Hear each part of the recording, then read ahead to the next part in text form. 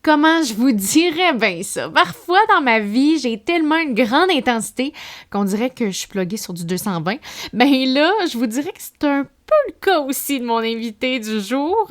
Ça vous donne une idée, là. Tu sais, à deux, là, on pète le 440, puis j'adore ça. Elle est passionnée de télé et de cinéma depuis qu'elle est toute jeune et ça semble avoir augmenté de façon exponentielle dans les dernières années. J'ai le bonheur de jaser avec la fabuleuse tête de cochon, Erika Gagné. Bonne écoute!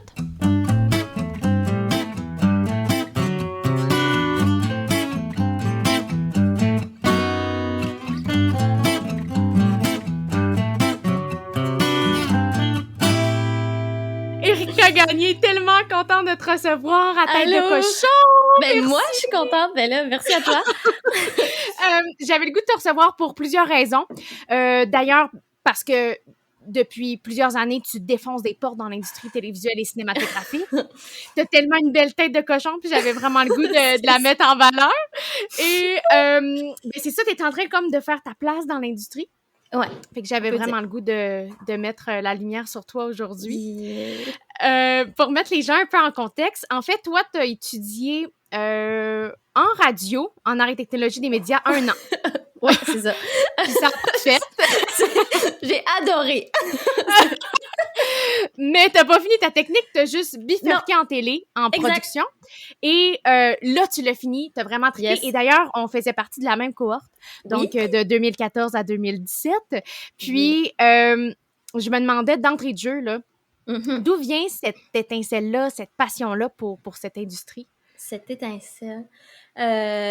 mon Dieu, c'est tellement loin, Sandrine, parce que ça a tout le temps été là. Ça a tout le temps été là, c'est drôle. Puis si je cherche, mettons, je pense que pour vrai, j'avais 5 ans, je regardais la télé avec ma mère, puis c'était écrit VRAC TV dans le bas, tu sais, dans le coin en bas. Oui, le logo. Oui, là, j'ai dit, maman, appelle VRAC TV, je veux travailler pour eux, tu sais. C'était comme, elle était là, ben là, OK, ça marche pas de même, tu sais, ma mère, elle sait pas trop comment ça marche. Fait que c'est parti de là, puis aussi, j'écoutais Monster Inc., OK? Puis je faisais les voix par-dessus les personnages, puis je trouvais ça vraiment le fun, je trouvais ça drôle, puis je me suis mis à faire ça dans les soupers de famille. J'imitais les personnages, j'imitais Cricket, là, tu sais, de Cœur à tirer là, whatever, puis je voulais que ma mère appelle VRAC TV. Ma mère n'a jamais appelé VRAC TV. Est-ce qu'elle prétendait le faire ou elle dit oui, je m'en occupe, mais dans le fond, elle l'a jamais fait? Ben, rendue à peu près 9-10 ans, quand je posais encore la question, elle me dit « Rika, je sais pas comment faire, tu sais. » J'ai dit « Ah! OK, merci maman. » Puis le jour où ma mère me dit ça, là, j'ai commencé mes recherches, tu sais, pour vrai. OK. Fait que j'ai l'UDA, les agences, toutes ces affaires-là. Fait que je me suis mis à regarder les génériques, les noms d'entreprises. Puis là, j'ai commencé à chercher. Fait que, mais c'est parti de je sais pas, j'ai tout le temps voulu faire ça.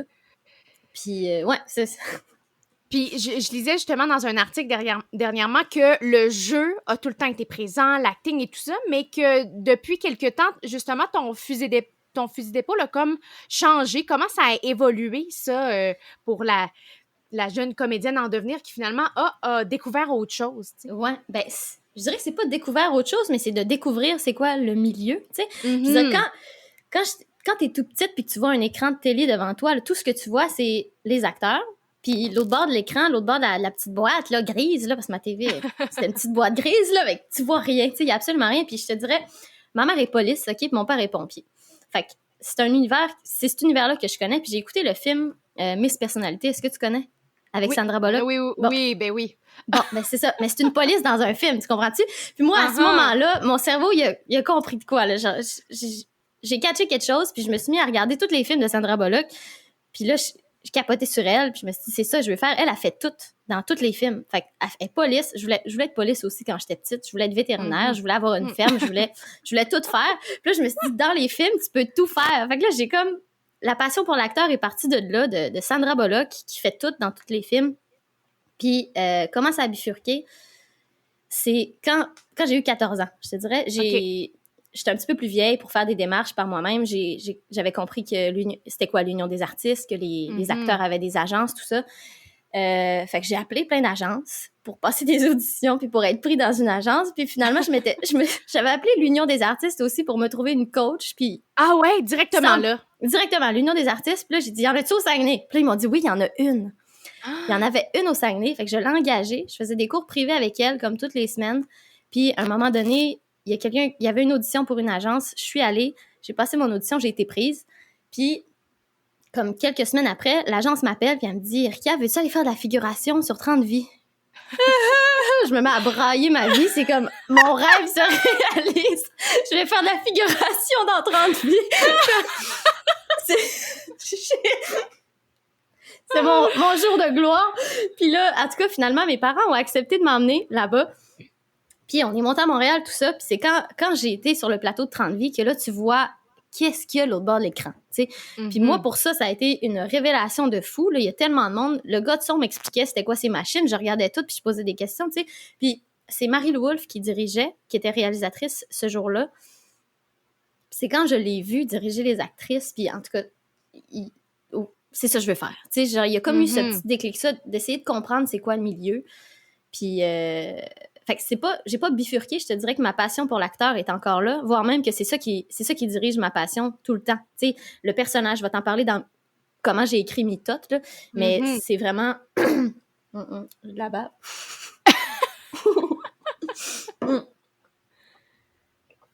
Voyons. OK, ben c'est pas un switch de passion qu'il y a eu, je dirais que c'est plus ensemble, c'est ma passion pour l'acteur qui a changé ça, c'est comment raconter une histoire, comment construire un personnage. Fait que c'est vraiment, je dirais, une passion pour le personnage puis pour l'histoire. Puis ça, c'est quelque chose que tu peux plus faire, selon moi, en réalisation parce que tu construis des personnages, tu racontes l'histoire, tandis que quand tu es acteur, tu fais un petit peu plus partie de l'histoire, tu es un petit peu plus un pantin. Bref, j'ai encore autant de passion pour le jeu d'acteur, c'est pour ça que je fais du doublage aussi, puis c'est quelque chose qui me passionne à fond. Fait que je pense pas que j'ai bifurqué vers ça. Je pense que ça a juste amplifié la passion que j'avais pour le milieu. Puis c'est aussi comme ça que j'ai écrit Mitote, que je vais t'en parler tantôt, mais dans la construction du personnage. Puis ouais, c'est ça que je dirais. J'ai bien hâte qu'on parle de ton film un peu plus tard, mais je veux qu'on poursuive un peu dans ton élan parce que là, tu as terminé en 2017. Oui. Et je sais pas pourquoi, j'ai tout le temps le réflexe de nommer les années 1990 alors que c'est les années qu'on est né, donc non, c'est pas possible.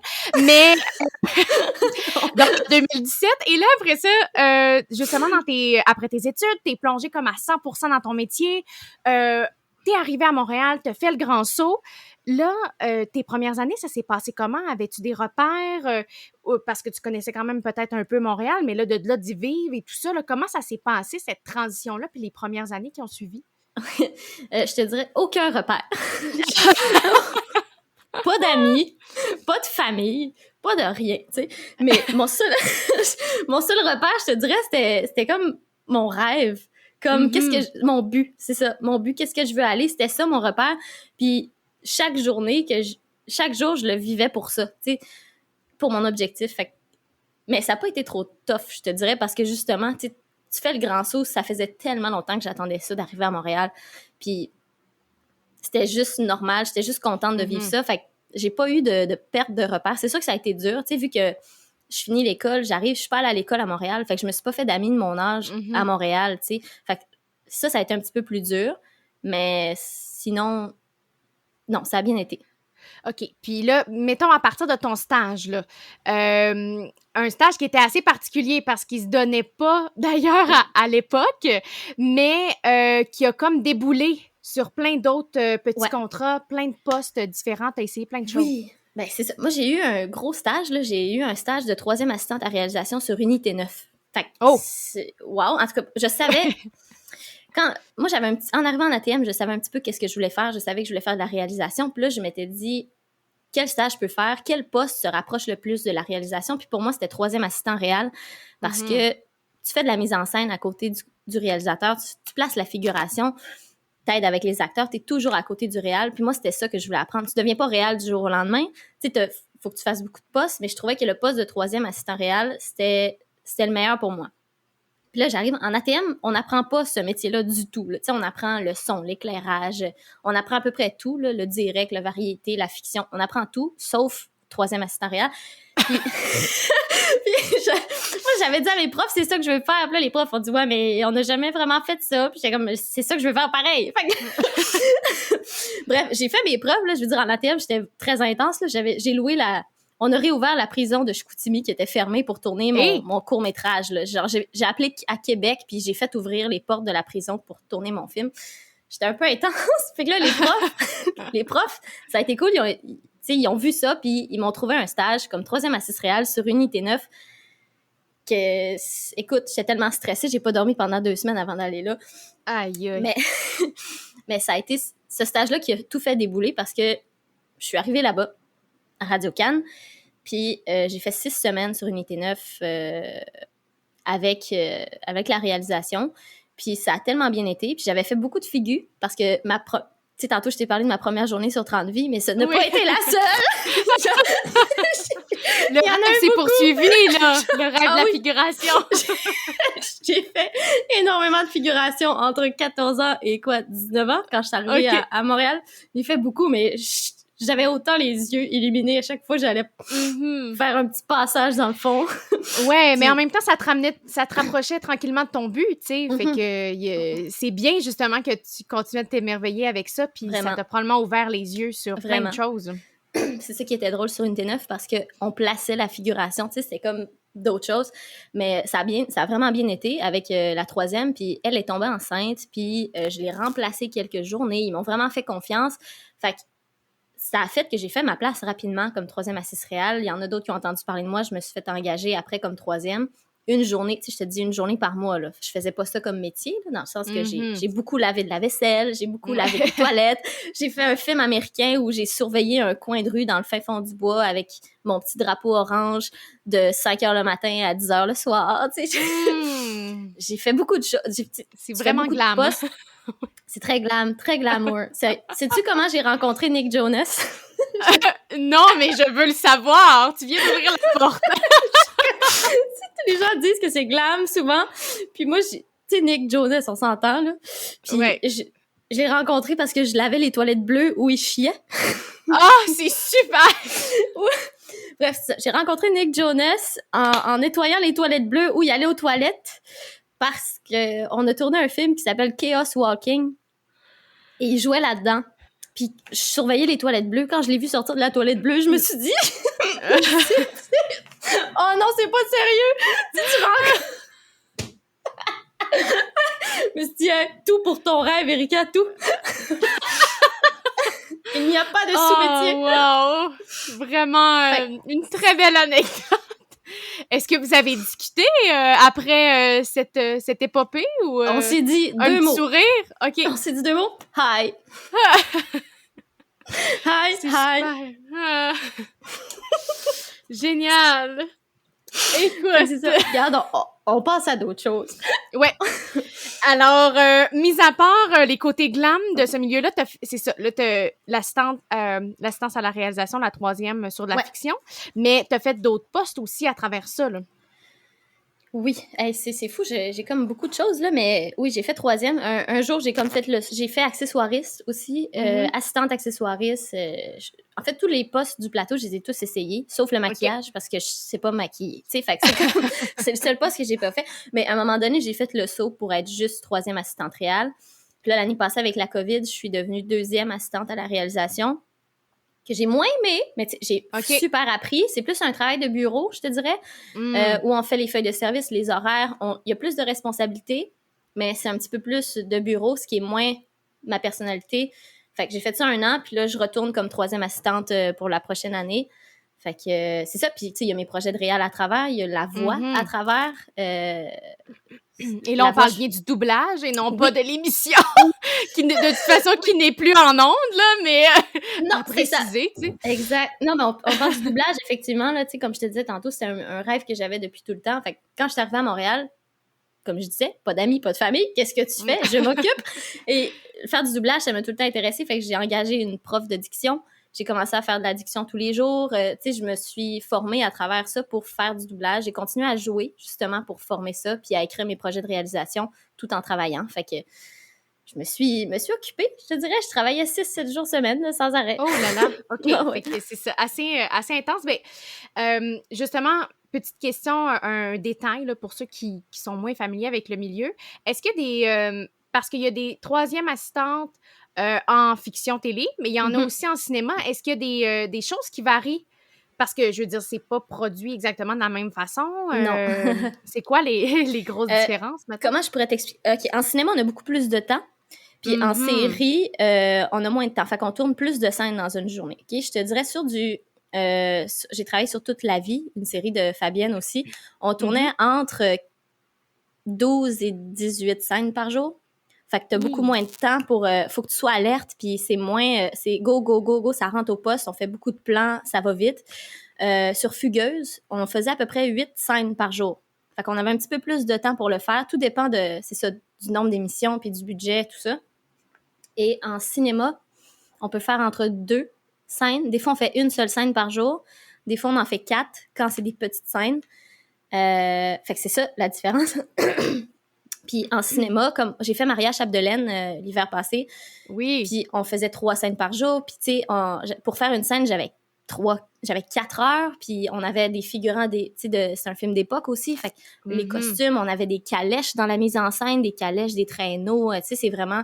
Puis on fait plusieurs pratiques avant de tourner, des mécaniques qu'on appelle, fait qu'on essaye avec la caméra, on peaufine tout le temps notre image puis notre scène avant de tourner. Alors qu'en série, t'as une pratique, puis on tourne, puis on raccorde avec ça. Fait qu'il faut être un petit peu plus rapide. Mm-hmm. OK. Mais est-ce que ça... Est-ce que des fois, ça a comme un impact... C'est sûr que ça a un impact sur son travail, mais est-ce que tu es capable de bien jongler avec ça, malgré des fois que c'est plus intense, disons? Oui, parce que mon mode de pensée est complètement différent. OK, je te dirais sur Fugueuse, là, quand je vois la mise en scène, là, j'ai mon papier dans mes mains, je regarde l'angle de caméra, je compte en même temps savoir c'est quoi la durée de la scène pour que je puisse animer la mise en scène tout le long de la durée. Puis je suis dans un beat très rapide. Fait que tac, tac, tac, tac, tac, ça... Bref, fait que j'arrive à créer parce que moi, ça me passe. C'est ça que j'aime, en fait. Fait que souvent, je vais voir les accessoiristes, qu'est-ce qu'ils ont. Tu sais, dans Fugueuse, on avait des itinérants un petit peu partout. On avait de la drogue. On avait toutes sortes d'affaires. Fait que, OK, hey, go, on place ci, on place ça, on place ça. Fait que mon cerveau va vite. Tandis qu'en cinéma, j'ai le temps de penser beaucoup plus. Puis, tu sais, je me documente aussi. Je me rappelle sur Maria Chapdelaine, j'avais regardé dans le temps comment c'était. En plus, ça se tourne au Saguenay, tu sais, comme au Lac-Saint-Jean. Puis, j'avais lu, j'avais cherché, j'avais fait plus de recherches. Puis, arrivé là, t'as tellement d'options puis de choses que je prends plus mon temps puis je peaufine, tu sais. Puis là, les chefs de département donnent plus leur opinion. Puis, tu sais, des fois, je place un truc avec les accessoires. Puis là, l'accessoiriste vient me voir, puis il me sort un accessoire, puis il dit ça, là, c'est super rare, ça sert à ça, ça sert à ça. Puis là, je fais, malade, OK, on l'utilise. Comment qu'on va l'utiliser? On va le placer là, tu sais. Fait que t'arrives à placer autant, je te dirais, sauf que c'est mon cerveau qui est plus rapide, plus intense. Tu sais, quand tu fais des séries dans les écoles, j'ai fait la série 6 degrés aussi. Puis dans 6 degrés, on est beaucoup dans une école. Fait que, tu sais, ça, ma figuration, c'est de remplir les corridors, de faire tout le temps du mouvement. Fait que ça, je te dirais, c'est moins de la création, c'est plus des mathématiques. Tu sais, dans le sens de la caméra. D'équilibrer le plan, c'est ça. Ben oui, que ce soit toujours plein partout, que ça bouge tout le temps. Fait que, tu sais, ça, c'est moins de la création. Je te dirais, c'est plus des maths. Fait que c'est sûr que de faire du cinéma, c'est un petit peu un luxe. Parce qu'on a du temps, puis on peut s'amuser. Fait que, ouais, c'est pas mal ça. Mettons, sur le film Nadia Butterfly, je sais pas si tu l'as vu. De Pascal... non, je l'ai pas vu, mais j'en ai entendu beaucoup parler. Il est sur ma liste. j'ai travaillé 3 jours sur ce film-là, pas beaucoup. J'étais allée aider la 3e assistante, puis on avait des scènes de piscine. Puis on a tellement refait la scène souvent que des fois, on allait dans le fond, la fille, elle avait tout un background, une histoire. Tu sais, c'est une figurante. Je veux dire, nous, on le sait, puis on est fiers de ça parce qu'il y a tellement de détails. Puis, tu sais, on a le temps, là. T'sais, on dit, OK, à ce moment-là, tu vas dire ça à telle personne. Puis là, t'as chaud. Fait que prends ta serviette. On leur crée des histoires à nos figurants. Fait que ça, c'est une chose qu'en cinéma, on est un petit peu plus fiers, je dirais. Ben, quand t'arrives à faire quelque chose de magnifique en télé, ça rend aussi fier. Dans le sens, sur Fugueuse, des fois, je plaçais des choses, puis le réal, il me disait, ça, c'est de la figuration ou c'est de la vraie vie? Là, j'étais contente, là, tu sais, de placer des petits trucs dans le fond, qui est super loin, tu sais, mais qui rendent la chose un petit peu plus vraie. Fait que ça aussi, tu sais, d'avoir fait ça super rapidement, des fois, ça... En tout cas, fait que les deux sont vraiment le fun.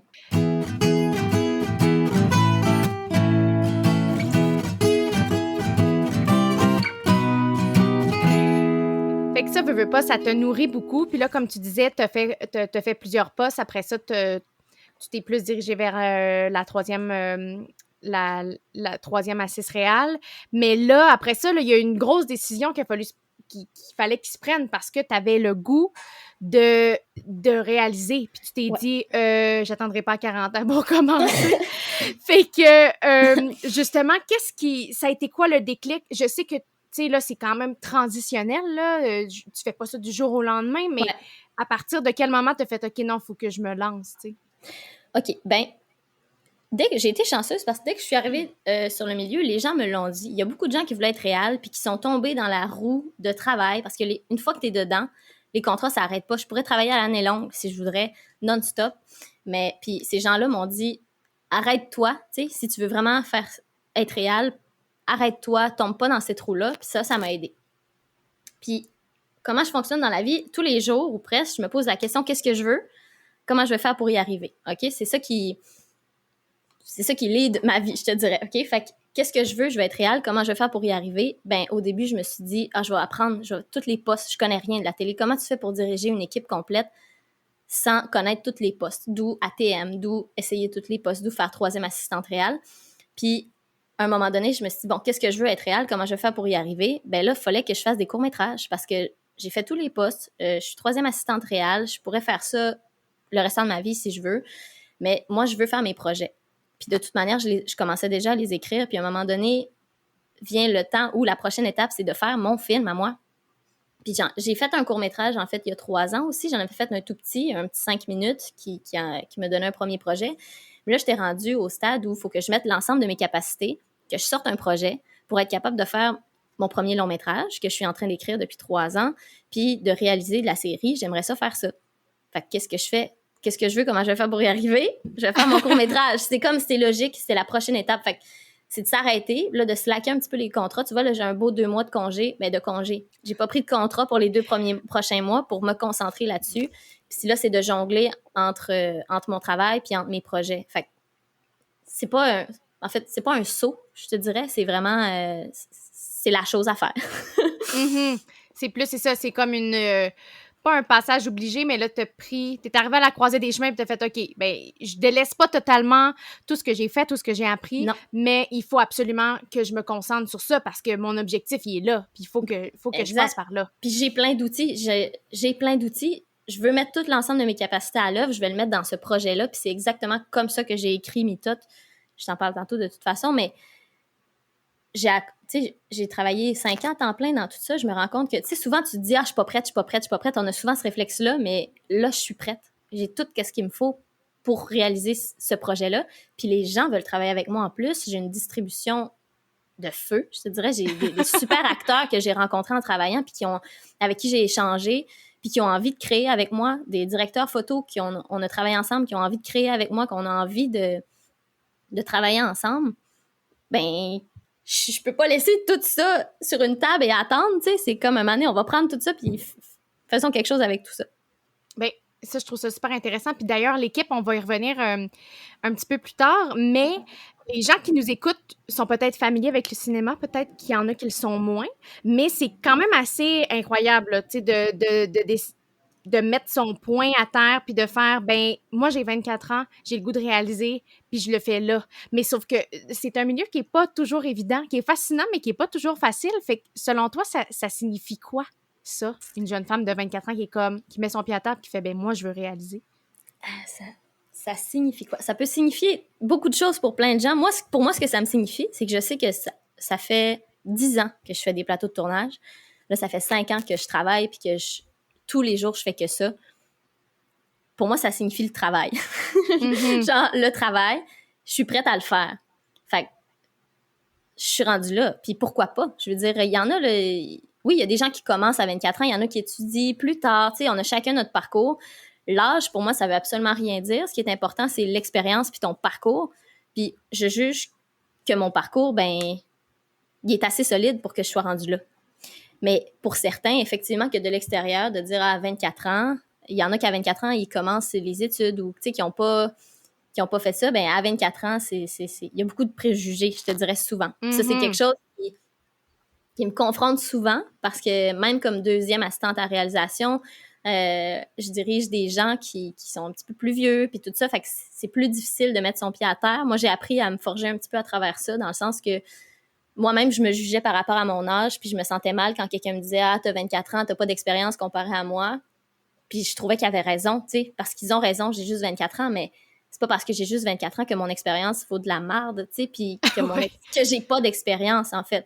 Mais il faut être ouvert. Je suis ouverte à tout le monde avec qui je travaille, plus vieux ou plus jeune, ont quelque chose à m'apprendre. Puis je les écoute, même si, tu sais, j'ai travaillé pendant 2 ans avec la même personne. Quand j'ai changé puis je suis arrivée avec une nouvelle personne, je suis pas arrivée en disant, voici comment qu'on travaille, parce que j'ai fait ça avec 2 ans avec la même personne. Et je suis comme, OK, gars, moi, j'ai appris ça. Toi, comment travailles-tu? Fait qu'on apprend à gager, à travailler avec ça. Mais oui, il y a des préjugés, je te dirais. Souvent, je me suis fait dire la petite de 24 ans ou pas d'expérience ou, tu sais, des trucs comme ça. Fait que souvent, je le dis plus, mon âge. J'attends.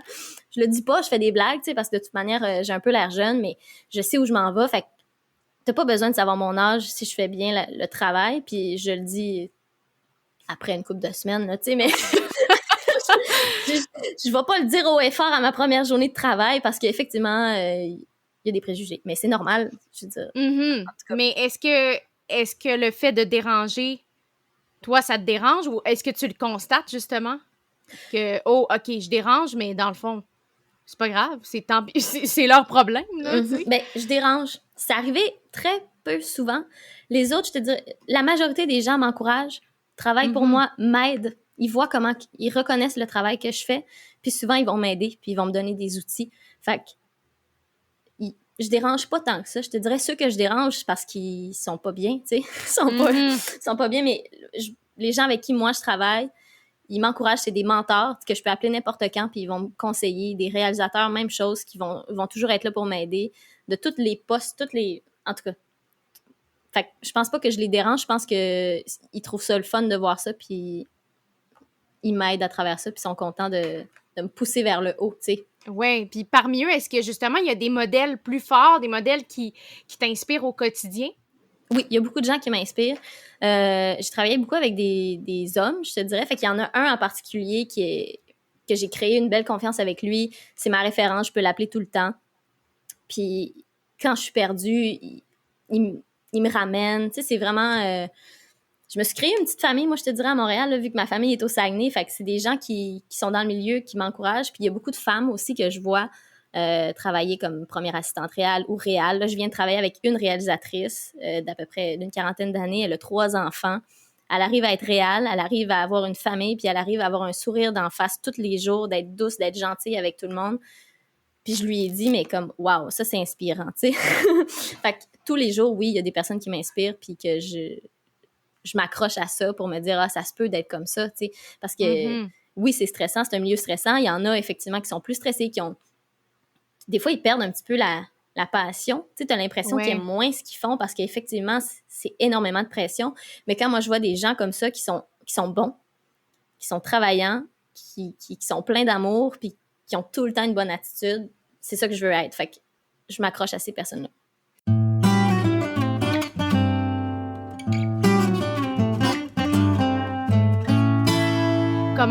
Comment Erika, elle gère avec la pression? Parce que c'est certain que sur différents plateaux, t'as dû en vivre, là, peu importe le poste. Je dirais que la pression, tu la prends ou tu la prends pas. OK? Il y en a de la pression. Puis moi, on me l'a dit tout de suite avant. Erika, attache ta tuque.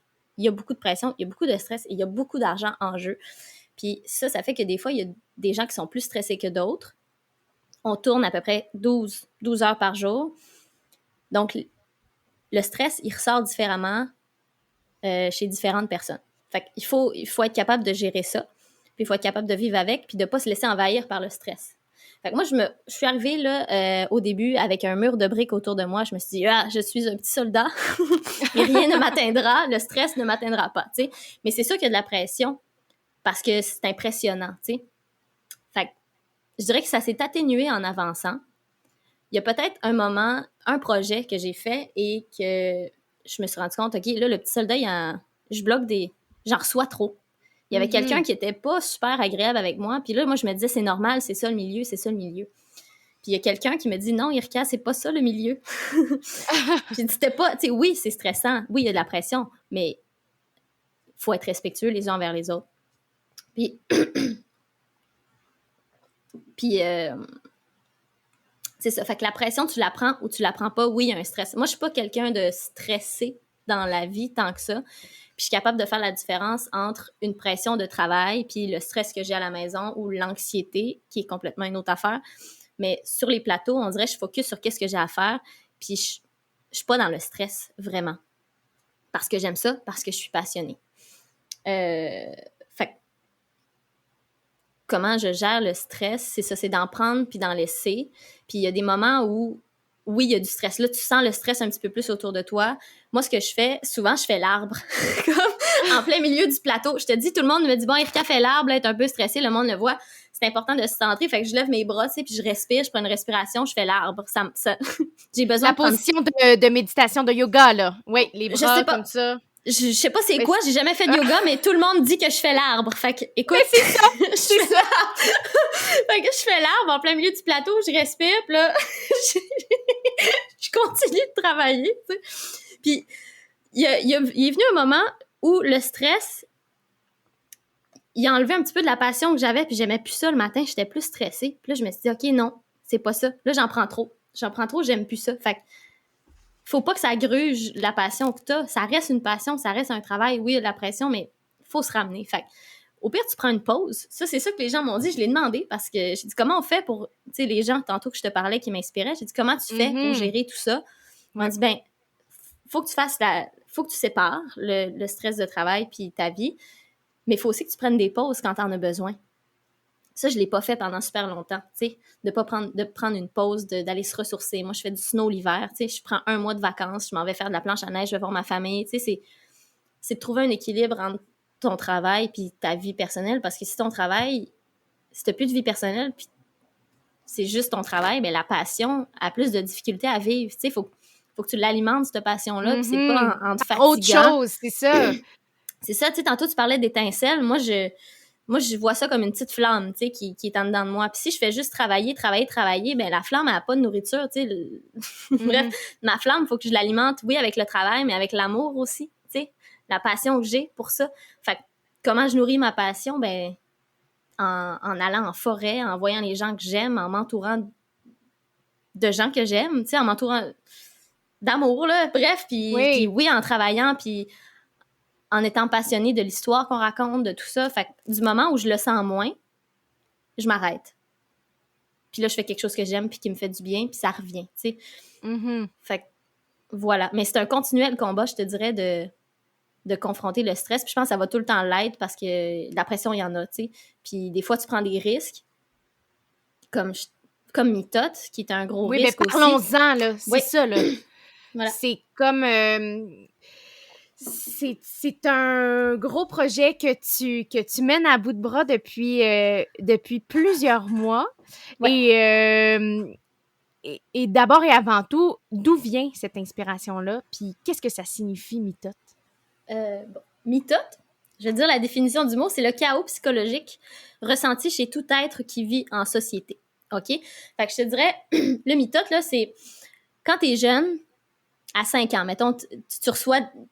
Ton cerveau, il se forge selon l'éducation que tu reçois. Puis là, plus tu vieillis, plus tu commences à avoir une opinion à travers ça. Tu vas à l'école, les gens t'apprennent, tu rencontres plus de gens, puis à un moment donné, ton identité embarque. Là, tu veux savoir t'es qui. Le mitote, c'est le mélange de tout ça, de qu'est-ce que tu as appris, puis de la personne que tu essaies, toi, de devenir. Puis ça crée un chaos dans notre cerveau, dans notre tête, puis tout le monde vit ça, sans même le savoir. Parce que, voilà, c'est ça. Tout le monde vit ça sans même le savoir. Fait que c'est ça que ça veut dire, mitote.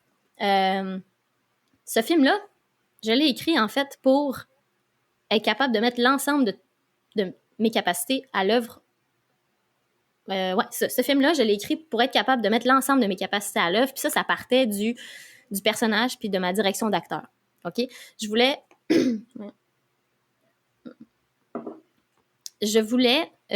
travailler je voulais pousser ma direction d'acteur au maximum puis travailler avec des acteurs que j'apprécie.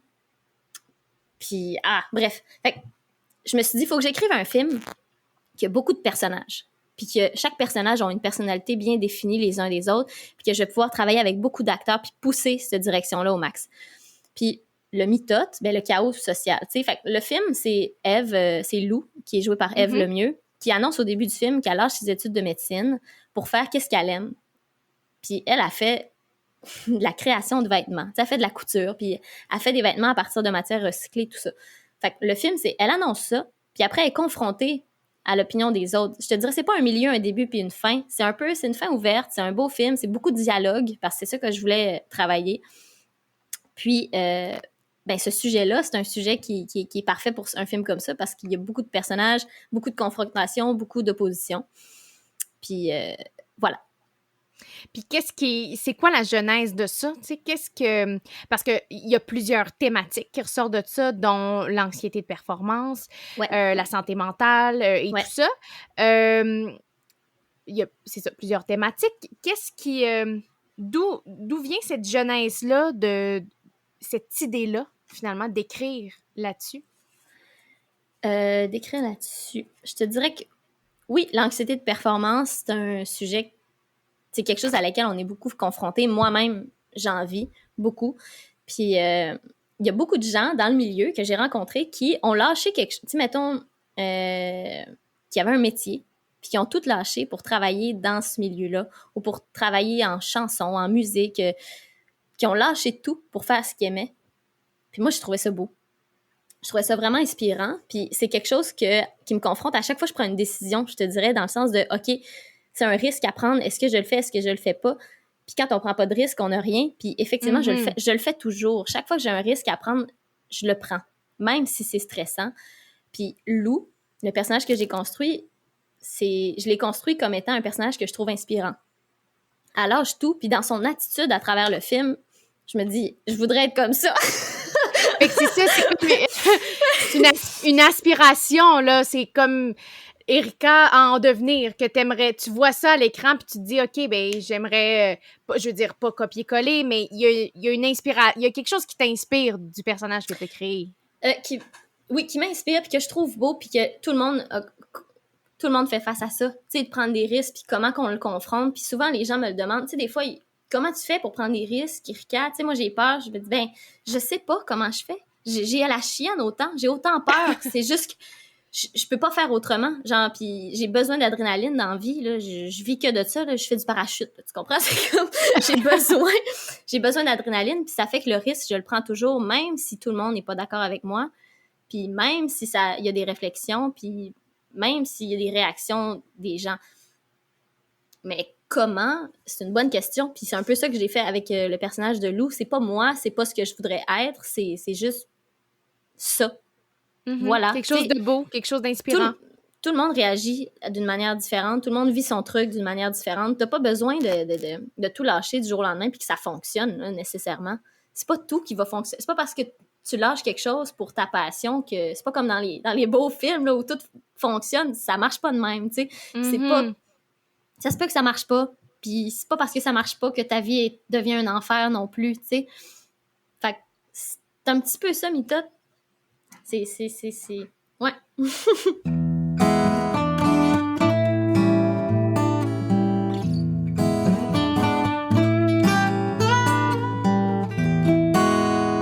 Tantôt, tu parlais justement que Lou, le personnage, va être confronté beaucoup à d'opposition, beaucoup de points de vue différents. Est-ce que toi, t'en as sûrement vécu beaucoup dans ce milieu-là de l'opposition? Erika, elle gère, comment qu'elle gère ça, puis elle continue de foncer malgré l'opposition qui arrive des fois? Mais tu vois, moi, l'opposition, je l'ai pas vécue dans le milieu en commençant, je l'ai vécue quand j'étais jeune. Puis dans ma famille, puis autour de moi, au Saguenay. Parce que, tu sais, oui, mes parents m'ont toujours encouragée, mais c'est au début de... Moi, j'ai tout le temps été la petite rêveuse. Tu sais, puis l'autre bord de l'écran, puis je sais, là, 1 personne sur 1000 réussit. C'est tout le temps ça qu'on m'a dit, puis alors, reviens-nous, tu sais, je veux dire, je voulais partir à Montréal, alors que, tu sais, mes 2 parents, tout le monde dans ma famille ont des emplois stables. C'est quelque chose qui fait peur, puis on dirait que mes parents m'ont vraiment challengée avec ça, parce qu'ils avaient peur pour moi, tu sais, puis souvent, ils me ramenaient, puis moi, on dirait que c'est ça qui a mis là, une énorme détermination dedans de moi qui fait Je vais y arriver. Je te dis, quand il s'agit de quelque chose que je serais pas capable d'avoir, je vais travailler, puis je vais travailler pour y arriver. Fait que, c'était quoi ta question? Ben, comment tu gères, Comment toi, je gère l'opposition? l'opposition? OK. Fait que, comment je gère, c'est ça, c'est que j'ai tout le temps eu ça.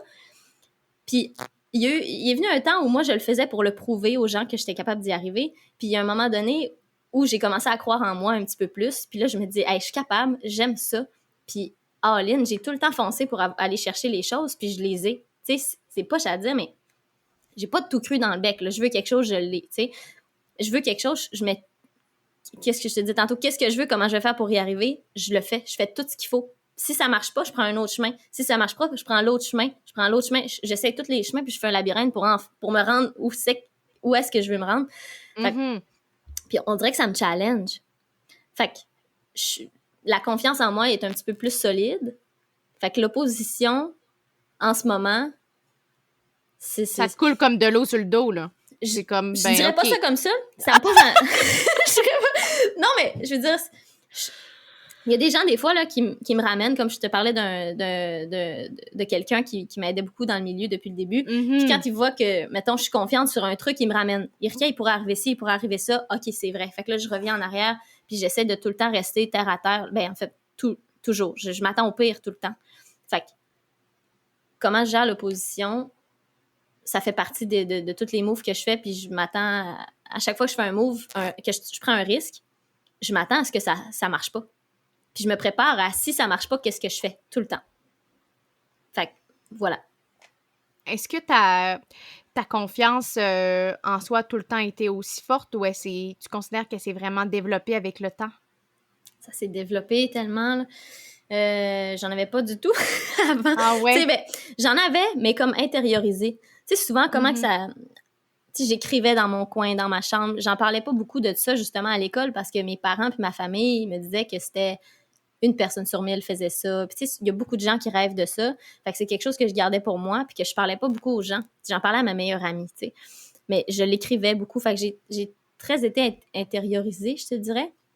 Puis c'est un rêve qui est là, mais j'ai aucune capacité pour le faire. Tandis que là, à chaque jour, j'apprends. Puis ma confiance, c'est ce que j'ai. J'ai pas une confiance en moi qui est wow, je vais faire un film qui révolutionne. C'est pas ça. Je te dirais que j'ai une confiance en moi très réaliste.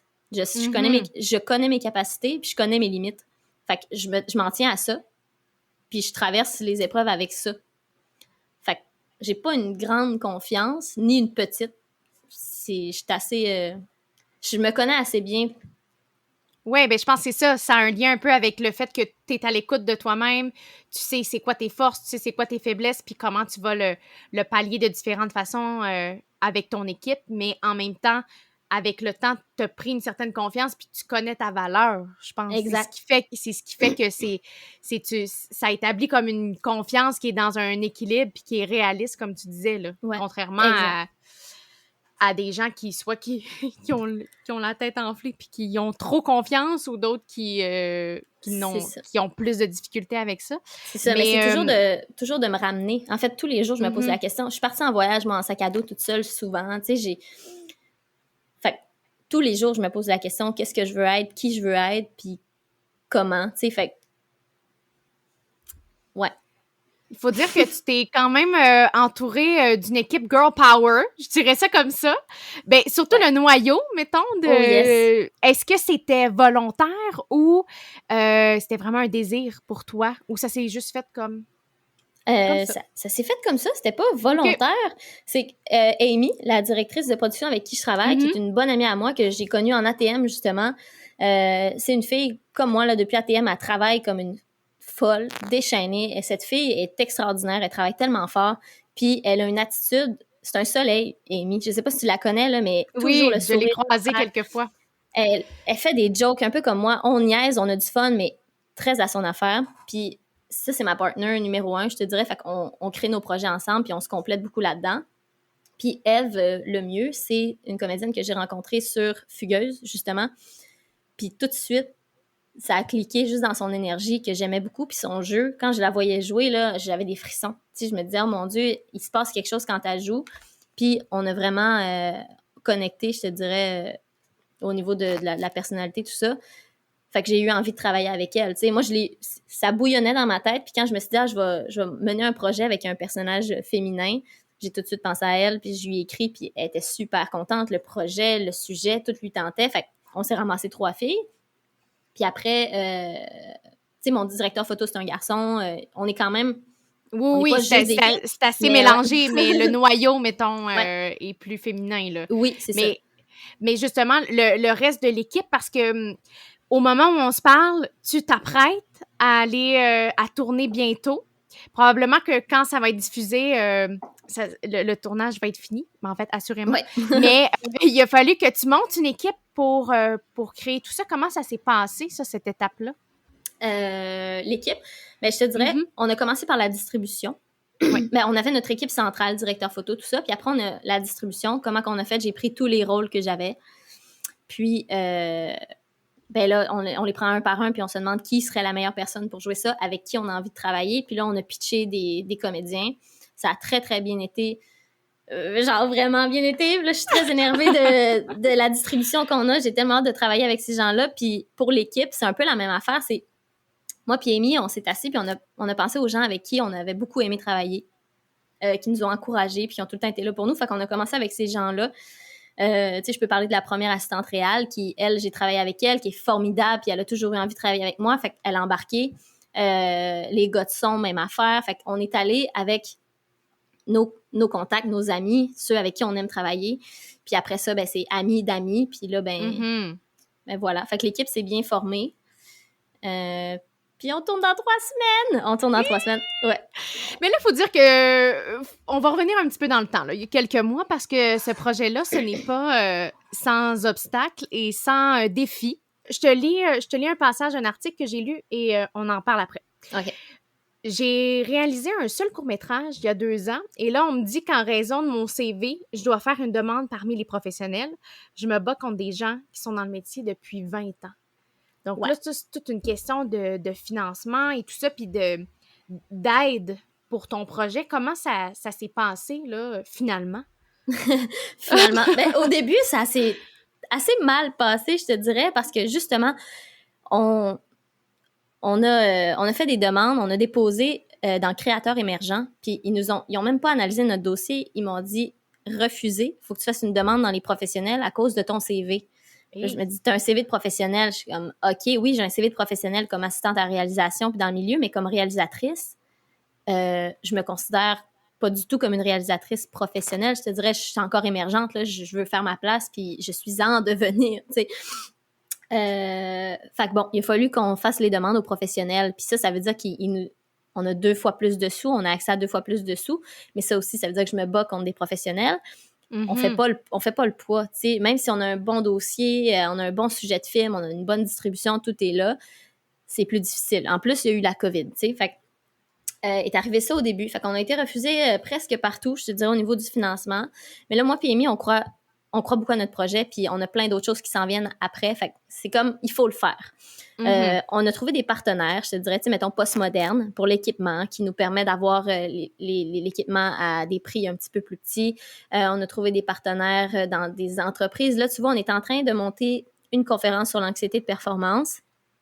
Puis le film ferait une tournée des écoles secondaires et collégiales suivie d'une conférence sur l'anxiété de performance. Wow! On est entouré de professionnels de la santé, tout ça. Puis on va subventionner le film avec ça. Fait qu'on va vendre la conférence à des entreprises. Puis les entreprises, eux, ils achètent la conférence en offrant une conférence sur l'anxiété de performance à une école de notre banque d'écoles participantes. On a déjà une banque d'écoles participantes, tout ça. Fait qu'on a réussi à on va aller chercher des sous comme ça. Là, on a trouvé un autre organisme qu'on est en stand-by. Puis eux, ils misent sur le sujet justement de l'anxiété de performance. Fait que là, on est en attente. On va le savoir dans 2 semaines si on a ces sous-là. Puis avec les négociations Actis, UDA, tout ça, bien, ça fait que selon le budget qu'on va amasser, on va ajuster nos salaires, les salaires de l'équipe en fonction de ça. Donc, ça n'a pas été facile. On en cherche encore du financement. Puis on a une équipe fantastique qui justement accepte de travailler à des prix un petit peu plus bas. Mais ils savent qu'on travaille fort, puis plus tu sais, je veux dire, plus ça rentre, plus on a des moyens, tu sais, fait on lâche pas la patate, mais... Oui, puis vous avez quand même fait du socio-financement. D'ailleurs, je tiens à préciser que j'ai fait mon don hier. Là, je me suis dit, mon Dieu, j'ai pas encore fait mon don.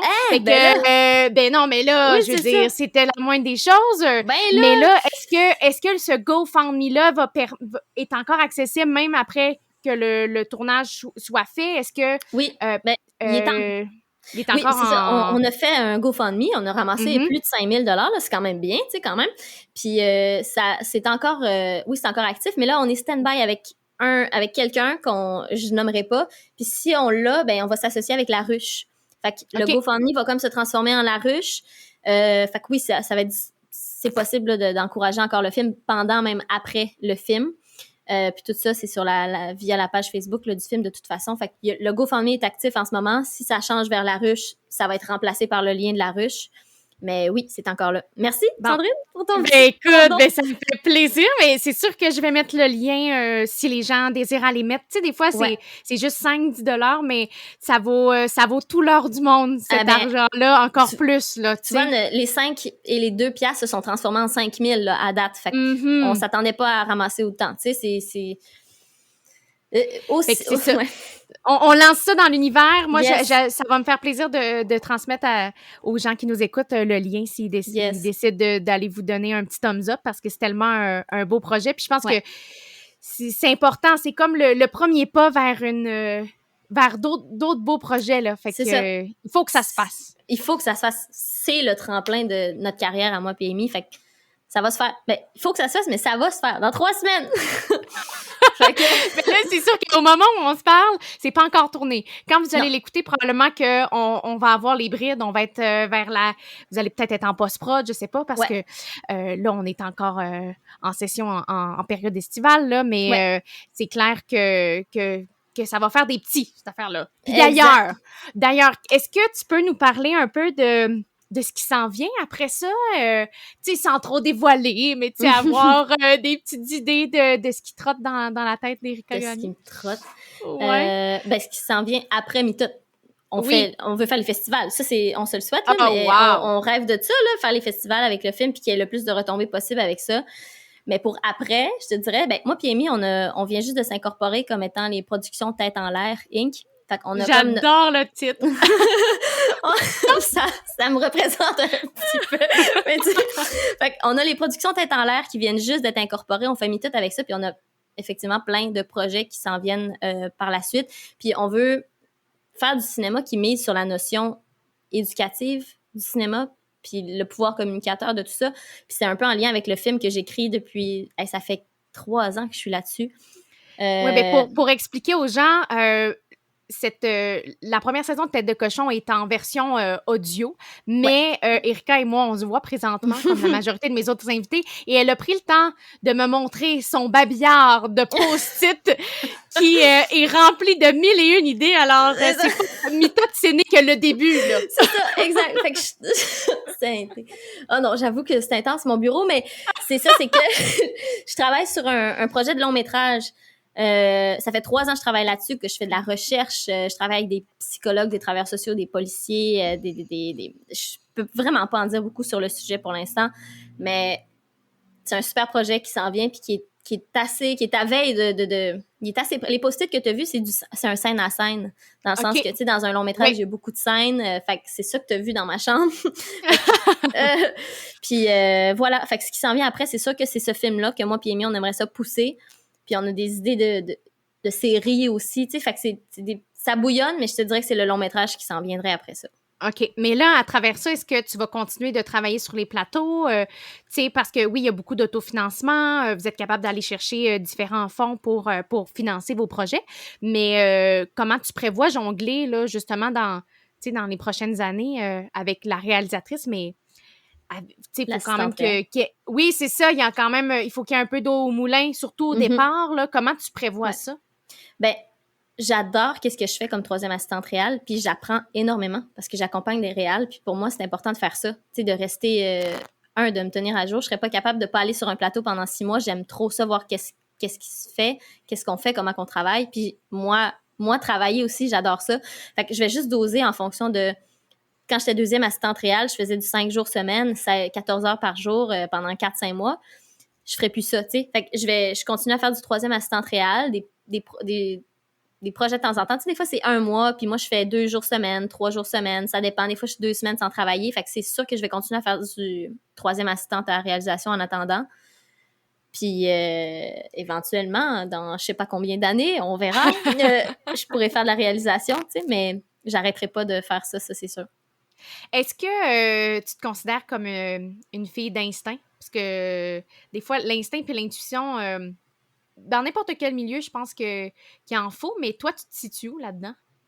Lynn, moi, je dis c'est un feeling. Fait que tout le temps, j'écoute toujours ça. Qu'est-ce que je veux, je l'écoute. Même si personne n'est d'accord, j'y vais. Fait que c'est vraiment... t'es à l'écoute de toi-même, là. 100%. Et de plus en plus, là. Tout le temps. Comme je te disais, je suis capable de voir qu'est-ce qui va arriver de pire, qu'est-ce qui peut arriver de mieux, moi, où je me situe là-dedans, puis j'écoute toujours ça. Puis, si on revient un peu à Mitote, tu vas tourner dans 3 semaines et tout ça. Qu'est-ce qui te motive le plus? Qu'est-ce qui t'allume, là? Parce que là, il y a beaucoup, beaucoup de temps de préparation, mais là, tu vas avoir les 2 pieds dedans, là. Tu vas tourner. Ouais. Qu'est-ce qui t'allume de tout ça? De tourner. Non, mais de travail. Je veux dire, on s'est tellement bâti une belle équipe, puis ça fait des années, tu sais, qu'on travaille pour ça. Fait que moi, j'ai juste hâte de tourner puis de travailler avec ces gens-là, tout simplement. Mais c'est déjà commencé, là. Tu sais, on commence des lectures, on est en audition pour des personnages. Juste ça, juste l'audition pour une comédienne, ben ça m'allume, puis j'ai donc hâte de le voir. Puis là, quand je vois qu'est-ce que je veux, puis que je suis contente, là, je viens juste de caster une fille, elle s'appelle Molly Filion, pour un rôle dans Mitote. Puis là, j'étais tellement énervée parce que je vois enfin qu'est-ce que j'ai envie d'avoir, tu sais, fait que j'ai dit son nom, je sais pas si j'avais le droit. Mais bref, il va être dévoilé. C'est ça. On est dans le présent présentement, mais c'est dans le futur. Fait que ça va être, tu vas avoir déjà tourné. C'est ça. OK. Fait que non, c'est ça. Dans le sens que même là, je commence à être passionnée de ça. Puis, même là, je commence à être dans l'action de tout ça. Puis, je suis contente. Fait que j'ai hâte de tourner puis de le voir. C'est fou quand il y a tellement de prep, mais là, je suis derrière mon moniteur puis tu vois la scène, tout ça. Fait que j'ai juste hâte de tourner. Ben, je te le souhaite tellement. Puis j'ai surtout hâte de voir ça. Est-ce qu'il va y avoir... tu sais, vous parlez des festivals, tout ça. Souvent, quand vous faites des festivals, ça prend un moment avant que le grand public puisse le voir parce que souvent, certains festivals veulent avoir l'exclusivité. Comment... est-ce que... de quelle façon ce contenu-là va être accessible au grand public éventuellement? Est-ce que vous avez une idée de la façon que vous allez distribuer? Est-ce que c'est... tout est stand-by, ça c'est sûr pour l'instant. Okay. On le sait pas d'avance. On sait jamais ça d'avance. C'est sûr qu'on souhaite au film qu'il s'en aille le plus loin possible, mais on peut pas le savoir d'avance. C'est sûr que la meilleure manière de voir le film, c'est d'aller en festival. Puis il y en a un petit peu partout au Québec. Fait que tout le monde peut le voir. Puis sinon, c'est après une certaine durée que je me rappelle pas trop, là, le film est disponible en ligne sur Vimeo, tout ça. Mais je sais pas.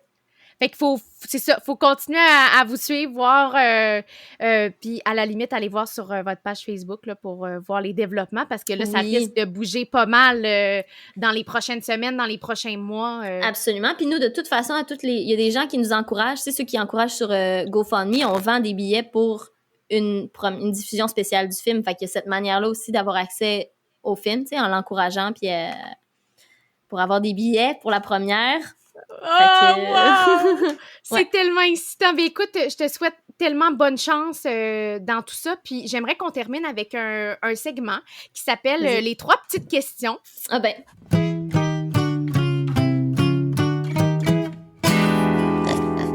La première et la suivante. Qu'est-ce qui fait de toi une tête de cochon? C'est que je suis trop boquée, je pense. Je suis trop boquée. Mais c'est quand je prends une décision, c'est parce que je suis certaine de cette décision-là, que j'ai déjà fait une liste de pourquoi je prends cette décision-là. Fait que ma décision est tellement solide que c'est là que je m'en vais, tu sais. Mm-hmm. Puis oui, je suis très à l'écoute aussi des gens, mais quand je veux quelque chose, je le sens dans mes tripes, là, puis j'y vais. Tête de cochon. C'est toute ma vie, ça, tête de cochon. Seigneur, c'est Erika Gagné, tête de cochon. C'est ça qui est à côté de l'expression dans le dictionnaire, c'est ton nom. C'est ça. Même si tout le monde, tu sais, des fois, il y a 20 personnes d'une pièce qui sont pas d'accord, puis moi, si je suis convaincue de ça, c'est sûr que j'y vais all-in, puis voilà. Mais c'est ça qui est beau, parce qu'en fait, c'est que t'es super ouvert d'esprit, t'es vraiment à l'écoute, mais là, quand t'as fait un choix, puis t'as pesé les pour puis les contre, puis c'est comme, non, là, mon instinct, mon intuition me dit que c'est ça qu'il faut que je fasse. C'est ça. Là, on peut pas déroger, là. C'est ça. C'est ça. Puis c'est poche à dire, mais je te dirais qu'il y a pas une fois où j'avais peut-être pas où j'avais pas raison, tu sais, d'avoir une tête de cochon, là, tu sais. Mm-hmm. Mais c'est beau, c'est ça. Souvent, on voit cette expression-là de façon négative, mais en même temps, moi, je trouve ça positif. C'était ça que je voulais mettre de l'avant. Fait que je pense que... Yes. Je pense que j'ai fait du bon booking. J'ai Ouais, bien ouais, choisi ouais. J'ai bien choisi mes invités. La deuxième question... Oui, ben oui, j'en ai une, moi. Tu sais. Ben, voilà. Bon, Non, mais je me suis dit, il fallait bien que je prône par l'exemple. J'en Absolument. reçois des têtes de cochon. Je pense qu'il faut que j'en sois une aussi. Fait que, Voilà. c'est Parfait. de là que vient On la se comprend. genèse. C'est ça. Ma deuxième question, quel conseil donnerais-tu aux autres têtes de cochon qui désirent foncer? De se faire confiance, puis de construire sa confiance, je te dirais. De construire sa confiance, puis de s'entourer d'amour, parce que c'est facile de dire qu'on a confiance, d'avoir confiance en soi. J'ai peut-être pas confiance en moi, mais je la construis, ma confiance, puis comme je te disais tantôt, si j'ai pas la confiance de soi qui est au top, mettons sur une échelle de 1 à 10, là, mettons que je suis à 5, là, ben je l'ai construit mon 5, puis quand je vais de l'avant avec mon 5, je lâche pas d'idée, puis c'est ça augmente tout le temps un petit peu à chaque fois, finalement. De se donner de l'amour puis de construire sa confiance. C'est ça, je dirais. J'adore ça. Et là, la question qui tue. J'ai peur. Non, j'exagère, c'est parce que j'aime tellement cette question-là. Qu'est-ce que ta tête de cochon souhaite réaliser d'ici 10 ans? Je voudrais être réalisatrice. Mm-hmm. Tu sais, fait que ma tête de cochon, en ce moment, je te dirais, là, mon goal, c'est mon long métrage. OK. Fait que d'ici 10 ans, ce serait que ce soit réalisé. Okay. Voilà. Puis que ça continue en doublage, parce que je veux continuer de me former en doublage. Puis voilà. Mais 10 ans, c'est loin, hein, parce que peut-être tout ça, ça va être dans 5 ans. Ben, c'est ça. Fait que là, après le long métrage, y a-tu... Oh là là! C'est loin, là. On se projette, là. On rêve. On rêve. Y a-tu des choses? Qu'est-ce qui est sur ta bucket list? Ben, oh mon Dieu. Je te dirais que je m'en tiens à mon long métrage, puis après, on verra, parce que si je rêve, là, tu vois, moi, j'aimerais ça. T'as-tu vu Harry Potter, là? Tu comprends? Mettons, mon rêve avant d'avoir 90 ans, moi, j'aimerais ça faire un film gros comme Harry Potter, tu sais, tu comprends? C'est comme... je trouve... Vive Harry Potter, c'est mon film préféré. je regarde ça, mais tu sais, ça, c'est rêver pour rêver, là. Mais dans mes rêves réalistes, je te dirais, c'est réaliser mon long métrage qui est en chemin. Oui, mais en fait, c'est ça. Puis c'est bien correct. Puis de toute façon, c'est important de rêver pour rêver parce qu'il il faut des rêves après ce long métrage-là. Ça, c'est certain. Ah, il y en a plein. Ben écoute, on envoie ça dans l'univers. Je te le souhaite beaucoup. Puis j'espère qu'on va avoir l'occasion de se reparler éventuellement pour voir où t'es rendu là-dedans. Puis la tête de cochon, comment qu'elle a évolué. C'est puis dans ces 1001 projets-là. Merci tellement. Sûr. Ben là, merci à toi. C'est sûr qu'on se revoit de toute façon. Et c'est certain, on est proches. Je fais partie de la famille éloignée de Montréal. C'est ça. On ferme les micros, puis là, tu me parles de toi. C'est bon? Oui. Merci tellement, merci Erika. À bientôt. Bye-bye. Pour en savoir plus sur le podcast et pour ne rien manquer des nouveaux épisodes, suivez-nous sur Instagram et Facebook au têtesdecochon.podcast. Vous retrouverez tous les balados sur les grandes plateformes d'écoute. Merci d'avoir été là. À bientôt.